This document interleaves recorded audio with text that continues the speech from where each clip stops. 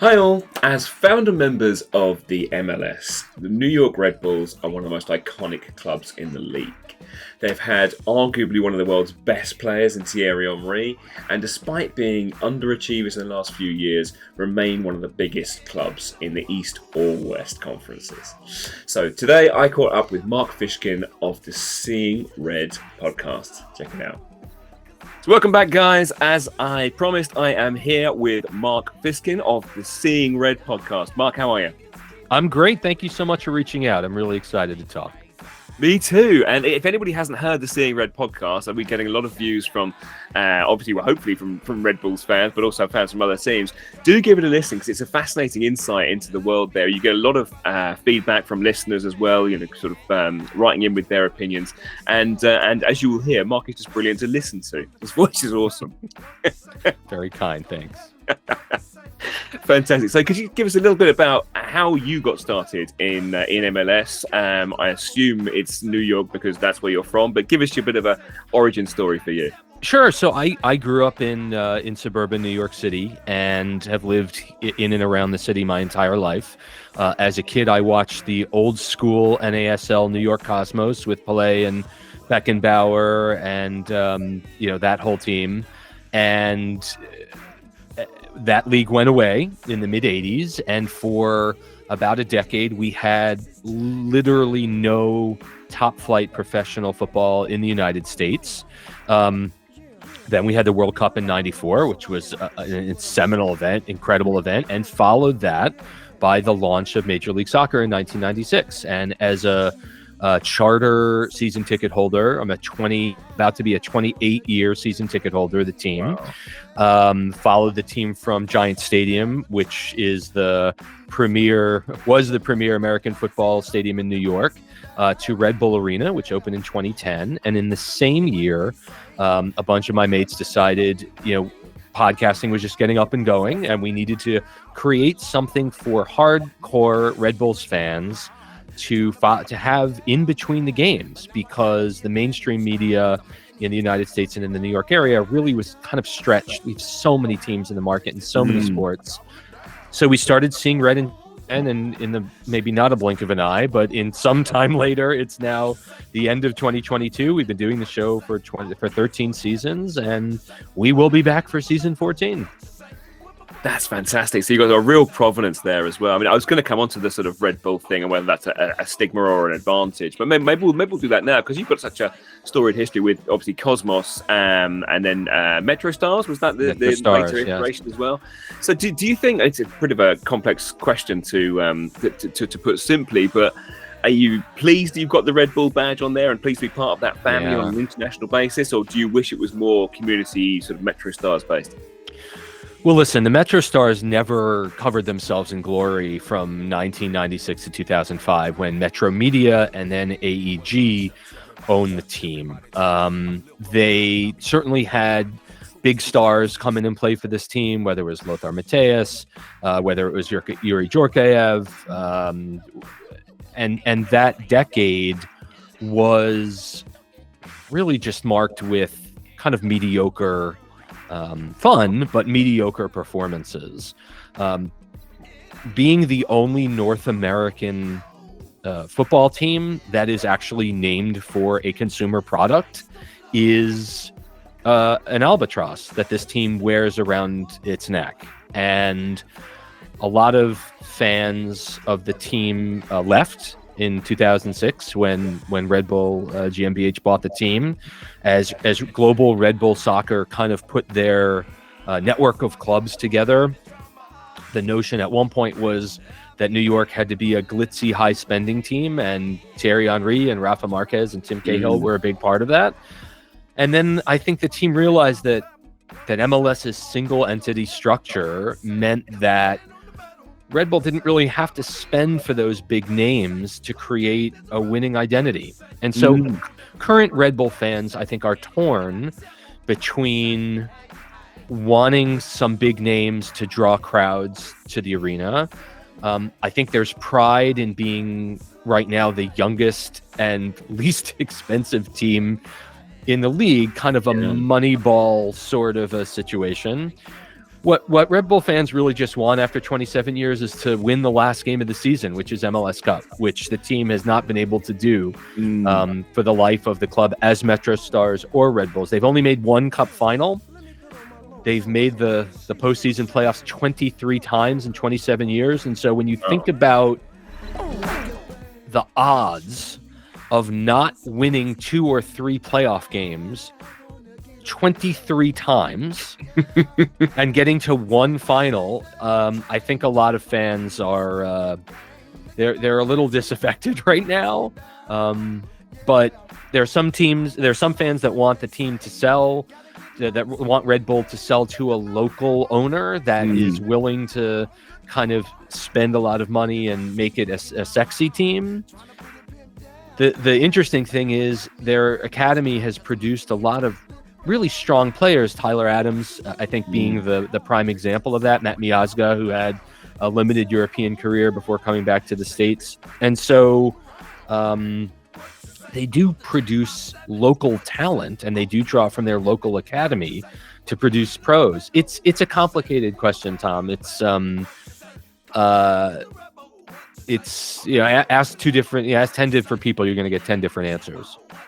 Yeah, I can see it's a really, really complex issue, and it's not only the history, but also where the money's going in the Red Bull stable and that sort of stuff, which is contentious to say the very least, isn't it? But at the moment, it just a very good and well supported team. I think at the moment, just in its own right, when you take away the sort of the Red Bull side of things.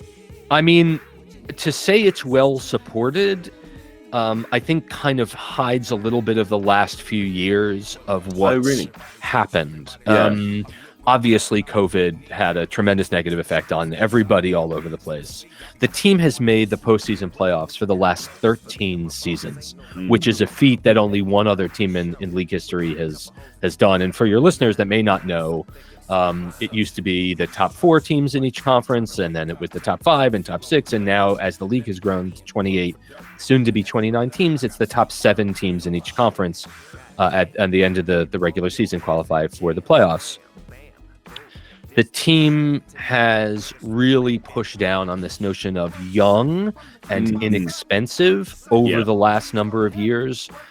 And a lot of the fan favorites during the team's, I think, apex, which was under Jesse Marsch from 2013, not just Jesse Marsch, from 2013 to 2018, the team finished top of the league in the regular season 3 times. Gosh, wow. That wins a title called the Supporters Shield and gets the team access to CONCACAF Champions League, which is our version of, obviously, the UEFA Champions League. And so we're now 4 years removed from that era. The team has lost in the first round of the playoffs each of the last 4 years. And so I would challenge the notion that the team is terribly well supported right now, because the current attendance, understanding COVID, has not rebounded as other teams in the league. And to it, this last year's attendance at Red Bull Arena was among the smallest since that building opened in 2010. Gosh, right! I didn't know that. I knew that you mentioned on your most recent podcast how the tickets hadn't quite sold out for those games, even though obviously they've come with an inherent importance, especially to the season and the and the recent history of the club. But I didn't realise it was quite. There was a sort of disaffection, I suppose, maybe with the team. Yeah, I think it's a malaise because the team continues to do well enough to make the postseason. And listen, for your fans that may not understand what postseason playoffs are all about, it's in American sport, it's unlikely that fans truly remember who finished at the top of the table at the end of the year. It's the postseason tournament that really has the weight of the true champion of the season. And so when you just fail every year to even make the final, I think fans kind of wait for the inevitable. And this team tends to go out in multiple different ways every year on. When the team had away goals as a tiebreaker, they went on away goals. When the team had aggregate goals as a tiebreaker, they went on at aggregate goals. In 2021, they went out on a 123rd minute worldie in Philadelphia, a shot from 35 yards that hit the top corner from a central defenseman of all things. This past season, they had a lead 15 minutes to go at home and they blew it. So it's just Red Bull fans kind of know it's coming. They just don't know exactly how it's going to happen. But repeated postseason failure every year has, I think, disaffected a lot of the fans, especially when there's been so much turnover and such a focus on youth. Right now, there's only 2 players on the roster that are 30 or over. In fact, the current roster has an average age of 23. And that means it's an under 23 side. And so a lot of fans, especially in New York with the bright lights in the big city, have kind of said, well, if you're not going to try hard and you're not going to bring us experienced players that know how to win, it's always it's youth academy plus, then why should we take part? And frankly, a lot of customers have fans, supporters have voted with their feet over the last few years. Yeah. And I think there is a lot to be said of having young teams and then them playing together and gaining experience together and sort of gelling and then moving up, taking the next steps all together. You could build a great team with that, but I get what you mean about not having a lot of other quality that you bring in. And one of the things actually I've picked up through these interviews is there isn't a lot of inter-league transfer between the teams unless there's an expansion team coming in, as there is with St. Louis. But it tends to be players brought in from abroad, from other parts of Europe or something like that will boost the team up. Apart from the draft, obviously. Yeah, I mean the college draft, the post-college draft is becoming less important year over year as the team's own academy systems have really flourished in recent years. I mean, FC Dallas's academy has generated players like Weston McKennie, who's now at Juventus, Ricardo Pepe, who's currently in Holland. Jesus Ferreira, who's stayed. I mean, they've probably produced 4 or 5 players you'll see at the World Cup this year.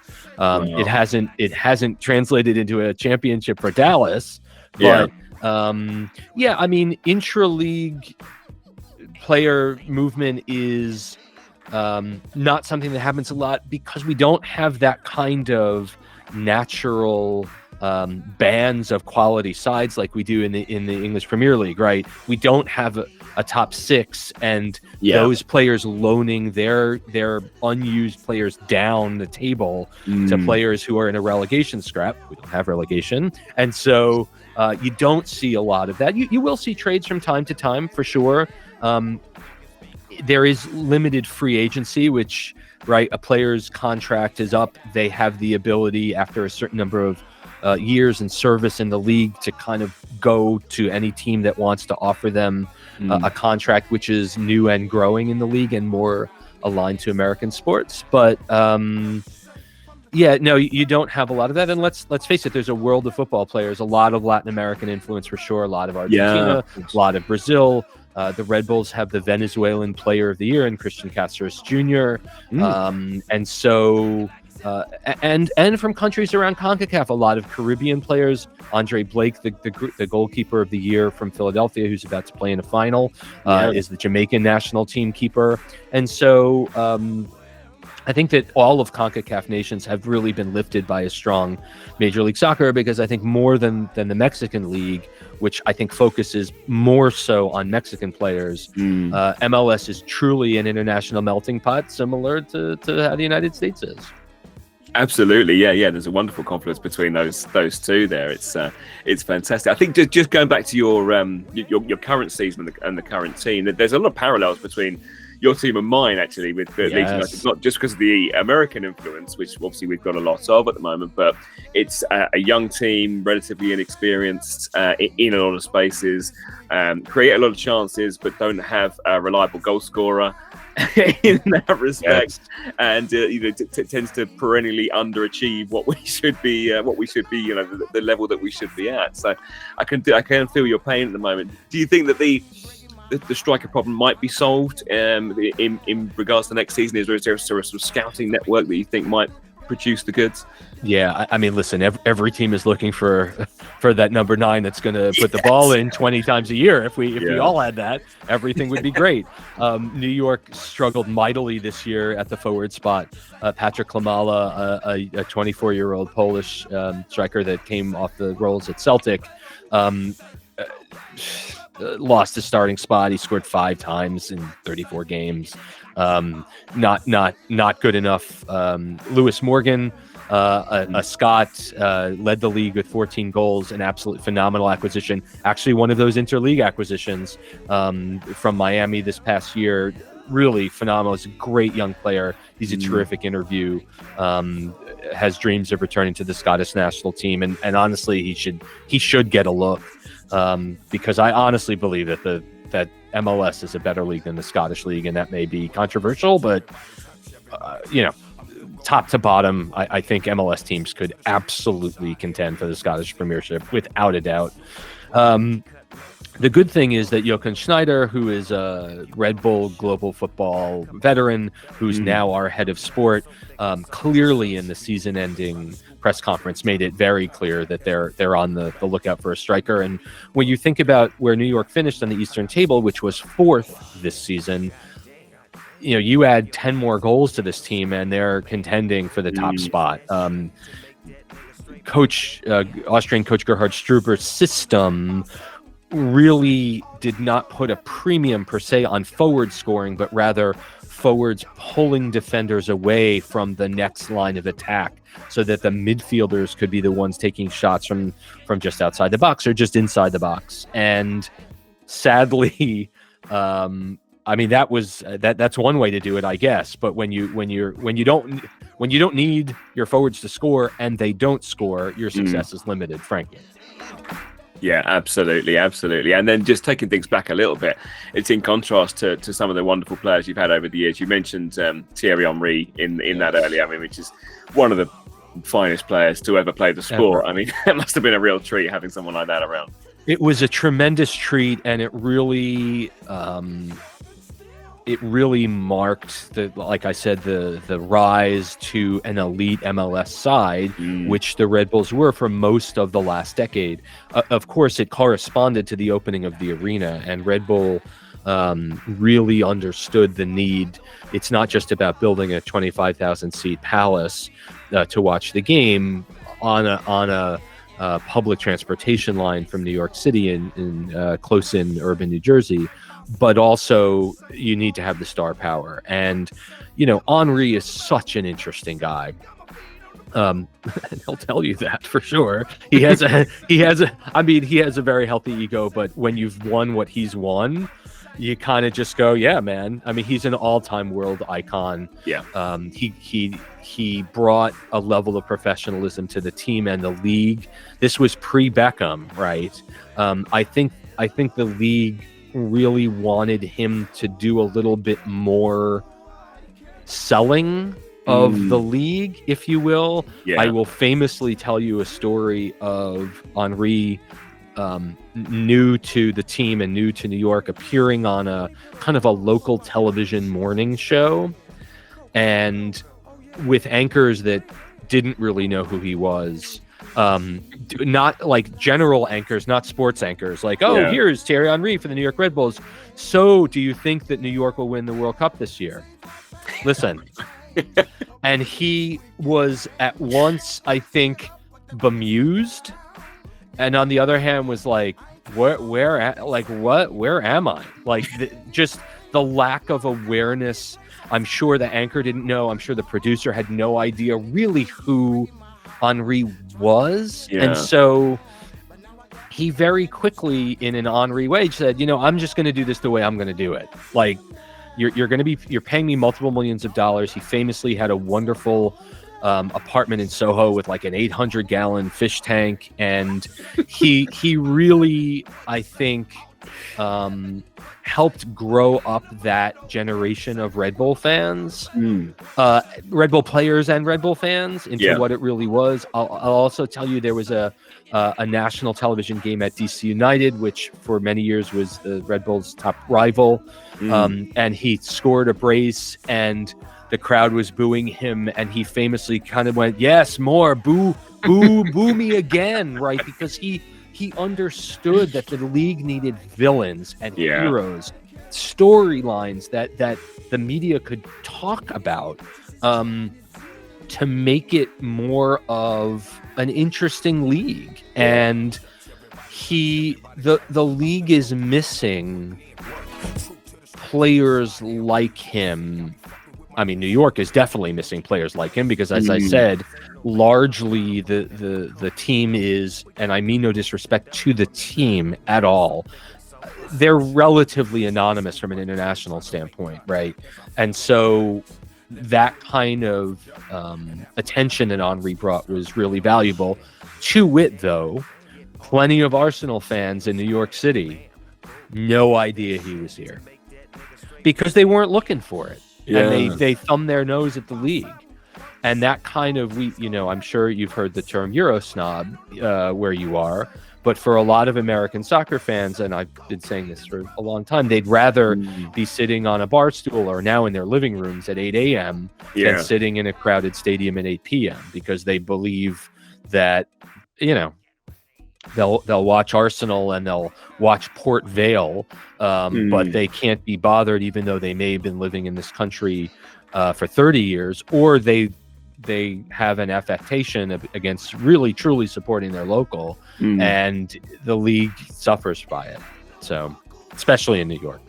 Yeah, no, I think that there's a very, very similar feeling, which is changing in this country about MLS. I think a lot of people are seeing, actually, it's not just a place where old footballers go to earn a last paycheck.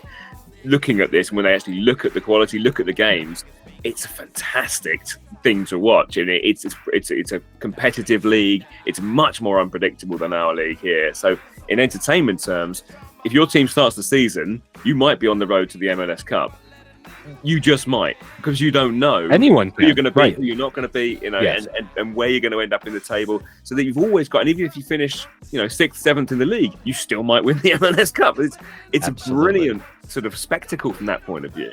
Yeah, and the unpredictability, especially around this team, made it almost impossible to handicap. We have a saying on Seeing Red. It's an infamous set of words read together, which is "There's no reason." And games where it's like there's no reason that the Red Bulls would win this game, or there's no reason for the opponent to come into New York and beat the Red Bulls, and it means the words mean nothing, because on any given day, as you said, Tom, I mean, it's almost impossible to predict. The interesting thing this year in MLS Sundays, MLS Cup, this weekend's MLS Cup, the top seeds are meeting in the final, the number one teams, for the first time in a decade. And it speaks to that unpredictability in the playoffs, for sure. The only time that the Red Bulls made MLS Cup was 2008. And that was a year where, and the playoff system changes every few years, which can be maddening, but also fun as they try to figure out cool, interesting ways to get eyeballs to the league. In that year, if it was top four on each side made the playoffs, unless the fifth place team on one side had finished better on the table than the fourth place team on the other side. And that was the case. So New York actually went through the Western Conference to win their playoff tournament and wound themselves playing Columbus in the MLS Cup final. At the time, it was at a neutral site because they were attempting to echo the Super Bowl and make it a big event. It was played at the home of the LA Galaxy.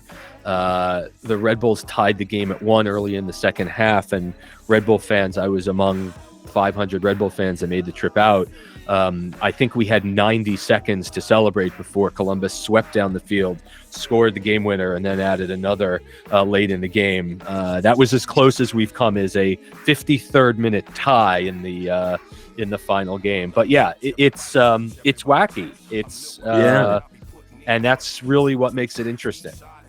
I think, yeah, absolutely. And especially when a team does that to you and then you've got their fans and your fans. I mean, obviously, rivalry is something I wanted to talk about today. And there's another obvious team, who a layperson would think big rival in the same city. But you mentioned how DC United were a rival in the recent past. So who do you see as a main rival and who have been the ones in the past?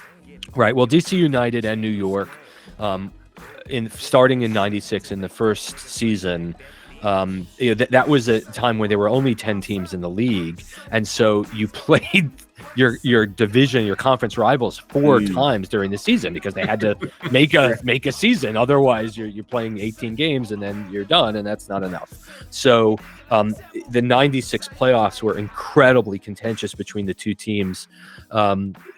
A New York defender named Rob Johnson wound up taking down a DC player in the box with minutes to spare in the third and deciding match. It was then converted the penalty kick, and that sent DC to win 3 of the first 4 titles in the league. And that playoff series really kind of cemented the bad blood between the two teams.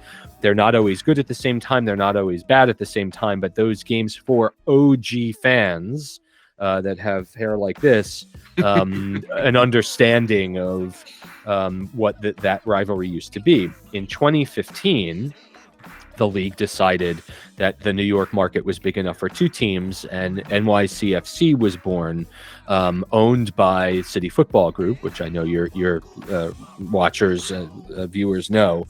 And that quickly became a shot in the arm for Red Bull fans, because they then had a local rival, especially when the league had a tendency of scheduling DC away on a Wednesday night or a Sunday night, which made it very difficult for traveling supporters to go. It's 200 plus miles between the cities, 250 miles, something like that. It's a 4-hour drive or a train, and so it was very frustrating because those are the games as a supporter that you want to get to. It's not like 8 pro teams in the city of London where you can just take the tube and you're there. Yeah. But we had this, and it really kind of energized the two teams. And I think most Red Bull fans, most newer Red Bull fans would say that City is the main rival. We talk about we don't exactly have St. Totteringham's Day here, but we like to call it St. Bradley's Day, or I've tried to call it St. Bradley's Day, which is a reference to Bradley Wright-Phillips, who scored so many times against NYCFC. And then the rise of the Philadelphia Union. They've been on a real rocket ship over the last few years. Red Bull fans often say that they're not a rival of the Red Bulls, even though there's only 90 miles between the two teams. Right. As kind of a pushback to Philly fans who just so desperately want to be noticed. No, we don't have the space for you as a rival. But I think it's very, very clear that they are also a rival.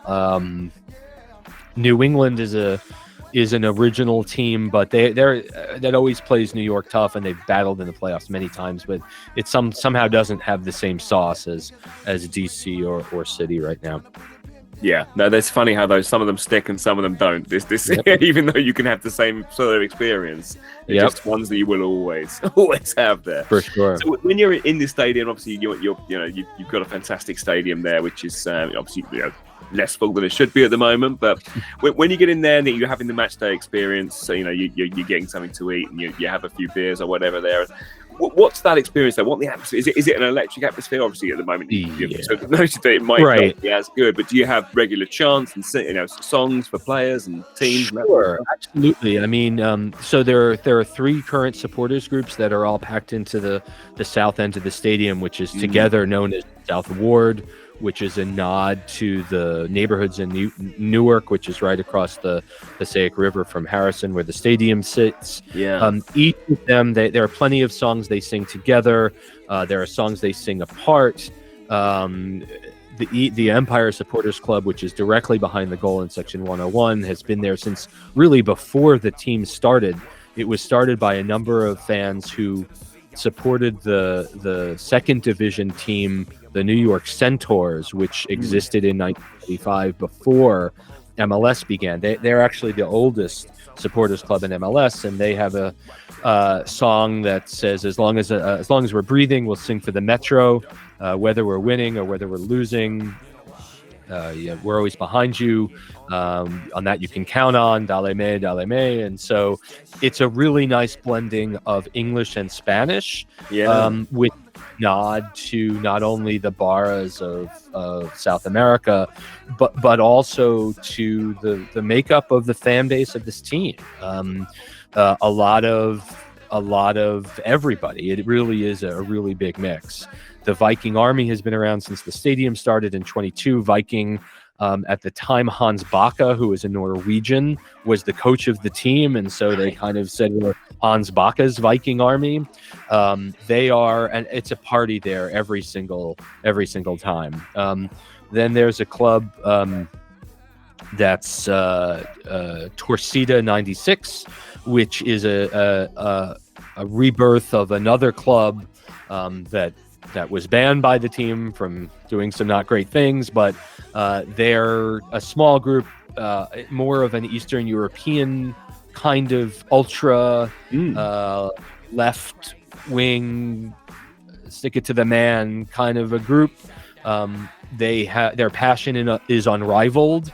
I think the notion of being hard men is kind of may not be aligned with 2022 MLS, frankly, but they do their thing and they're incredibly passionate. The squabbles between the three groups are legendary. However, when the groups go on the road, there's no problem whatsoever. Yeah. Everyone gets along. Everyone understands it's team first. With the roof keeping the sound in at Red Bull Arena, the arena, which seats 25,000, they could have 13,000 on a given day, and it is loud, especially in the south end of the stadium, where the fans are giving, and smoke and tifos and everything that you'd expect. There are areas of the stadium that are more, prawn sandwich type folks, which, the padded seat has come and done his thing at Red Bull Arena, which is, I think, kind of a prerequisite. It's a nice experience if you've got the coin to spend. And I mean, Red Bull tickets are among the most inexpensive on average of any sporting opportunity in the New York market. Fantastic. Yeah, well, but at the same time, they've got to turn enough people on to come out and support. Yeah, and selling a young 20-year-old left back from Chatham, New Jersey, who is one of the more recognizable players on this team, a young American named John Tolkien, who I have no doubt will make the jump to Europe soon enough. When that's the face of your team, and you have a very knowledgeable fan base, not just of the American game, but of the world game. I mean, there are Ecuadorian fans there who may follow Emelec of Ecuador, and there are Peruvian fans there who follow Universitario, and this is their second team. But there's a notion that this is, for better or worse, the Gringo League, and this is the league for Anglo-Americans to follow. And I mean, Harrison has a huge Portuguese American population. The Ironbound section of Newark is decades and decades of Portuguese and Spanish immigrants, and they are not turned on by this team. I mean, they should be filling the arena themselves. Just the local communities. I mean, the immediate local communities. It doesn't happen. No, that's a shame. That really is a shame. I guess that the team, is it an advantage to be playing toward the South Horde? Yeah. So we talked about it a little bit on the podcast. In their playoff game, against Cincinnati, where they wound up blowing the lead late in the game, they lost the coin toss, and Cincinnati turned them around.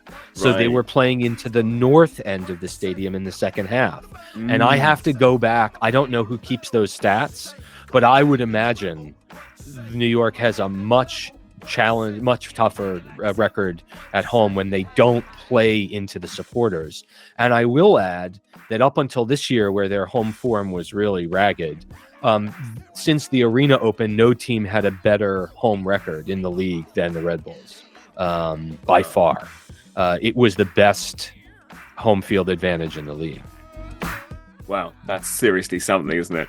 Yep. Just changing tack slightly. Obviously, I don't know how much you've seen from my channel, but I like cartoons. I like to put things on. I've got a very artistic bent to things. Great. And naturally, that leads me to the mascots for each team, and I'm slowly working through those. What do we have? Do we have a Red Bull? Is it that on the nose, or what do we have at we don't currently have a person in a suit that runs around. I mean, it's no Gunnersaurus here or anything like that.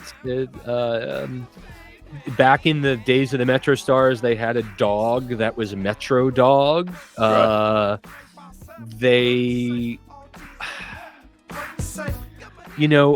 tell you, Tom, I'm really kind of torn about the notion of mascots, and here's why. In the early days of the league, when it was unsure whether the league would endure and survive, I think the early outreach to fandom, American fans, was family-friendly entertainment. And listen, they're men playing a child's game. It will always be family-friendly entertainment. It must be. And that's how teams sustain themselves over the generations. My two children, who are 18 and 16, have each been to at least 100 games in their lifetimes. It's part of their DNA. Yeah. Although getting my 16-year-old daughter to come, and she's a player, but to come when it's below 40 Fahrenheit in New York is dicey. My wife, no way. But the point I'm getting around to making is, the league has to be an alternative to taking your kids bowling. It has to be an alternative to painting pottery on the weekend. It has to be a real team with real support, where people care, that it's not just entertainment. And although I've been a supporter of this team as long as the team has existed, over the years, it goes in waves where the team plays very well. And keep in mind, the team has played very well enough to make the playoffs for 13 straight years. The team has to, unfortunately now, seemingly has to use promotions. It's free t-shirt night. It's fireworks night.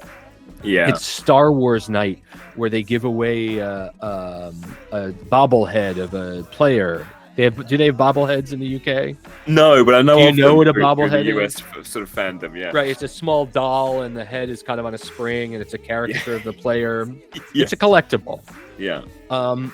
So I think having a gent or a gal in a Red Bull outfit would project to the fan base, we're really desperate here to do something to get people to come back, and maybe they'll do it. It's a relatively inexpensive way to create, I think, some fun. They also have added an in-arena host over the last 3 years, which I don't like personally being screeched at by a young woman who's doing her job to make some noise. It's just a very American sportsification of the game, which doesn't need it. Like, the game should be enough to sell itself. So a very roundabout way of saying, no, there isn't currently a mascot. I don't know among hardcore grumpy old men like me that would be welcome. How's that? That's excellent. I mean, I was wondering because obviously it's not something that is there, but for obvious reasons. But when looking around and you see something like Philly Union, and which is he's a proper character. They've given him a backstory. He's going to become famous in his own right in there, and it's a really convoluted story. And obviously he's at all the games and everything there as well. So some teams are really making a huge thing of it, and some people again just not their sort of thing. But I get also why a Red Bull might not have the best connotation if that was the way they went, It's controversial, just the whole Red Bull thing. Yeah. I think Philly's done such a wonderful gradual rise that when the inevitable trough happens, because they've been it's just better and better and better and better in their first MLS Cup this weekend. If they have a 4 or 5 year kind of mezza kind of, things might get a little dicey. I mean, they're selling out every game. Who wouldn't want to see them? They're the best team in the East. They're doing everything right. But that can't happen forever. So we'll see. So looking at the MLS as a whole and the sort of direction that it has taken, we're getting St. Louis coming down the track for next season. I believe there may be one other potential team that's going to join. Yeah, they haven't named it yet. Right. Okay. So as yet unnamed on that. Is that going in the right direction as far as you're concerned? Expanding the team, having more teams in each league, and that sort of thing. Do you like the setup at the moment? I'm of two minds, Tom. The first is more teams, more people playing top flight soccer in the United States, more opportunities for American children to see professionals playing the game and choose the game, more academy, more fans, more support is better. So that's one.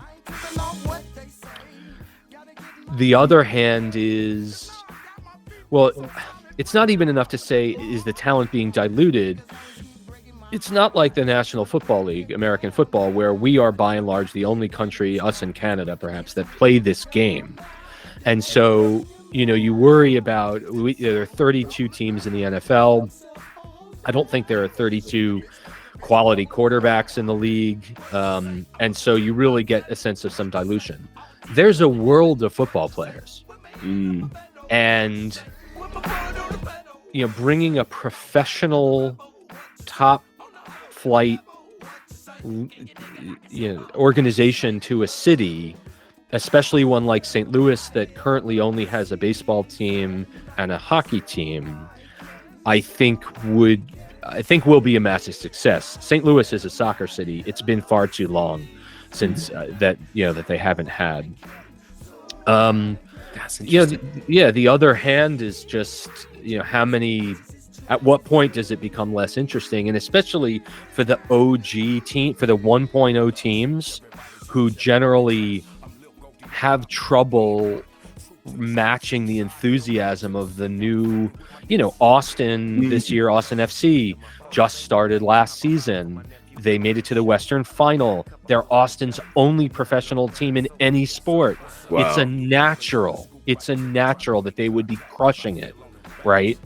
When you think about the reasons why fans go to a team, it's a new team, right? It's a new stadium. They'll have that. They just won a championship. Well, yep, okay. They have a star player, right? Or another factor. And like the OG teams, New England, DC, the Red Bulls, Colorado, Dallas, Kansas City, although they have a very smart ownership group, those teams just have kind of faded in favor of these, I don't know if we're on 3.0 or 4.0, teams that have taken all the learnings from 28 years of this league and have come together, and they're, exciting, and maybe they're overspending, but they've tapped into the football fan base. They're the cool, like FC Cincinnati went from a brand new team in the second division. They had 3 years of rabid success, and it was the place to be, and they're all the 20 somethings that would go to games and they civic pride. And then they kind of lost their way in MLS. They finished with a wooden spoon 3 straight years. And then they had the new stadium. And then now they won a playoff game. Like, it's momentum. And when you're approaching 3 decades, even the LA Galaxy, who have been the standard bearer for the league, like, they have to contend with a newer LA team in their market. And it's just like, you need a lightning bolt. Like, you need, in the case of the Galaxy, it was Chicharito signing, who's an iconic Mexican player who, famously cried to his father to give up his dream of European football. And he's been very upfront about his mental health challenges coming. And now he's like all in with LA, and they have a good but not great team, and they're trying to figure out how to keep pace with their in-city rival. I just fear that the OG teams in their large cities with tons of competition. Oh, the last of the 5 factors was they don't have a lot of other pro sports competition in their market, right? Yeah. And so St. Louis, it's perfect. In Austin, it's perfect. In Cincinnati, only has a baseball team and American football team. It's perfect. Real Salt Lake just has a basketball team. It's perfect. And so, these older teams in big cities with no media attention, they really just struggle to get noticed. Even New York City FC, which is won the cup last year, much to my chagrin. They're too small a team to get a ticker tape parade through the Canyon of Heroes in New York, like all of the more tenured pro sports teams would. They had a very nice but small celebration at City Hall, which was terrific for them. But it just speaks to where pro soccer is I said soccer. It just speaks to where it is in the hierarchy of American sport here. And so, again, very long-winded for me. My apologies, but it's a double-edged sword, but I'll go with the overarching positivity of more teams, more players, more soccer in the United States is a good thing. No, I tend to agree. As an outsider looking in, it just provides all the more interests and allows me to do more of these. There you go. You'll be busy for months and months, won't you?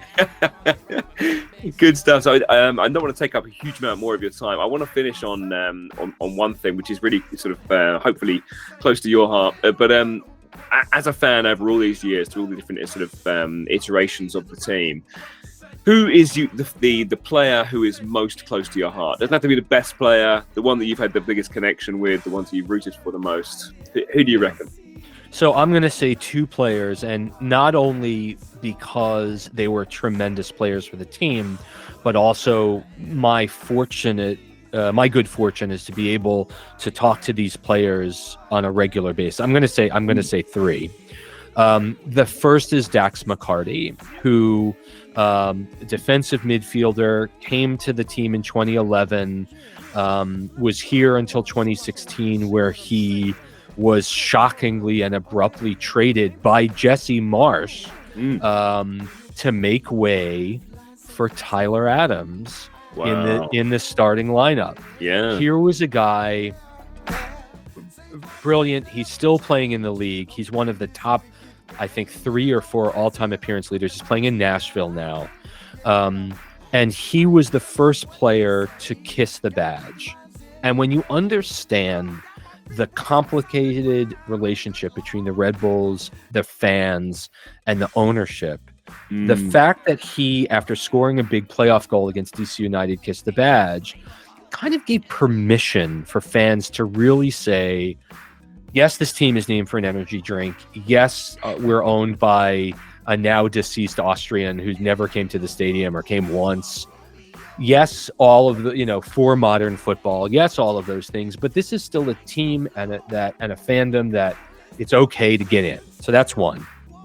The second is Luis Robles, who longtime goalkeeper of this team, who is now out of the game.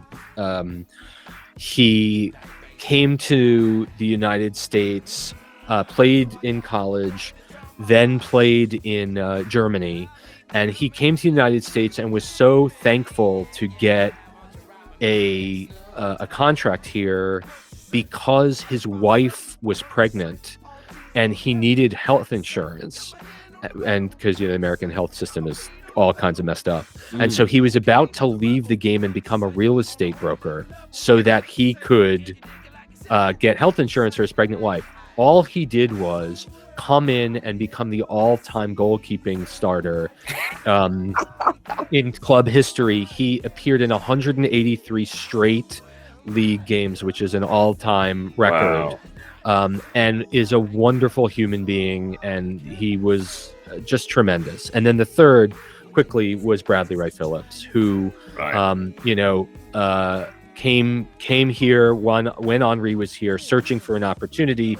Obviously had the, I'm not going to say the yoke because that's not really the right word, but the son of obviously one of the most famous footballers in English history, found himself here and really became the all-time leading scorer in club history. And Henry used to joke while the two of them were playing together that Wright-Phillips could have had 50 goals a year if he had finished all the opportunities that he was given, especially by Henry. Yeah. And BWP was like, he's absolutely right. And he learned so much from Henry and obviously the Arsenal tie, Henry breaking Ian Wright's record, the fact that he almost was a friend and almost a mentor to his son. Just so many wonderful parallels. And Brad has retired and has now come back to the Red Bulls as kind of a brand ambassador, which we haven't really had. He's in the front office. He's with coaches, he's with the front office, and he's also just a terrific guy who understands what this league did for him and the opportunities it gave him. And just a great interview, just a wonderful, wonderful human being. So those would be my top three. That's fantastic. I often think that Bradley Wright-Phillips should have more of a profile in the UK because obviously his brother Sean Wright-Phillips has more of a higher profile sort of status here, and obviously his father is beloved, I think, in this nation by Arsenal fans, Palace fans, and the rest of us who just admire him as a man. And I think Bradley Wright-Phillips often doesn't get the props that he should have. Yeah, and and as you may know, that Sean came over here and they played together for a season, and Sean assisted Bradley on a goal. I think it was the only goal of that type in MLS history where a brother assisted a brother to score, and it was in Philadelphia, and just good feeling, just wonderful feeling, and the supporters had a wonderful chant, which I'll share with you, which was when the two of them were in the same team, which was like Sean, Wright-Phillips, Bradley. I mean, it would go on and on and on and on and on. It was just so much fun to just see those guys playing together on the same team. It was really a great moment for Red Bull fans. Fantastic. I love those stories. They're just unique. That's brilliant.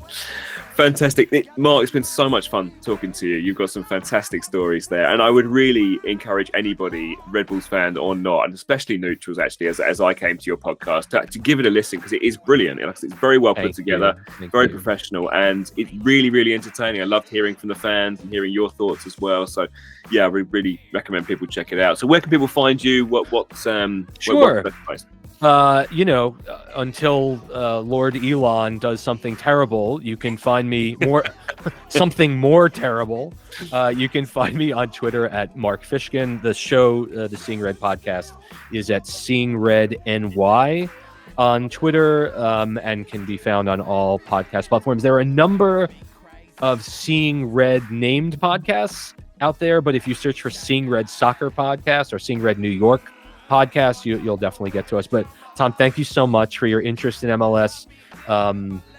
As a guy who's been around for a minute, it's so great to have enthusiastic people discovering the league, finding the league. So thank you for the invite.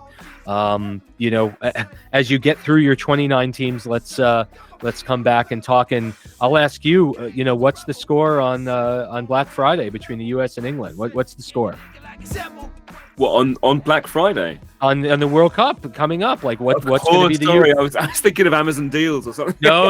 In the U.S., Black Friday is the shopping day after Thanksgiving, where all the stores move into the black. So I think there's a lot of people who do not know what a force the American team is. I did a small video on the US men's national team, and going through those players, there is quality throughout that team, and I think it's going to be certainly underestimated by the fans. Probably not the team and the professionals who are at the England setup, because they'll be well aware of the threats there. But I think that's going to be a very, very competitive game, to be honest. That's not what I asked you, though. I asked you what the score will be. Oh, the score? It was going to be 1 apiece.